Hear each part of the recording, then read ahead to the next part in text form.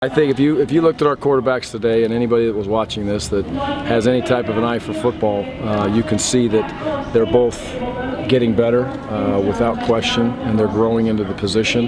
They bring a little bit different style, but yet they can still run the offense, which I was hopeful for if we didn't get major separation between 1 and 2.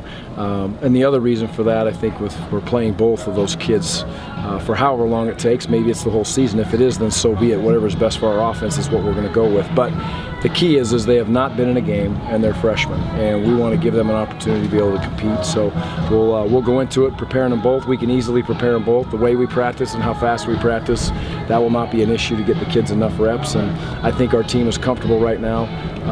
Most comfortable, I truly believe this. This football team is most comfortable with the ability for both of those quarterbacks to be able to play right now. And there's no lobbying going on for I'm going to be the guy, or locker room lawyers building the case for one side or the other.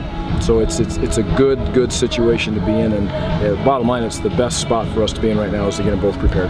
So it doesn't really matter who starts, and they'll play determined by how well they play during the game. Well, I don't even know yet. There's a certain, I go back to that, and I mentioned this at the beginning of camp, and if we were ever going to go across these waters here of saying playing both quarterbacks, that's why I went back and spent the time that I spent with Northwestern and studying how they did it and when they did it and why they did it, and there was no rhyme or reason. It was just simply one game, one kid would get more reps, the other kid. It's not because he threw an interception, it's not because he threw an incomplete pass.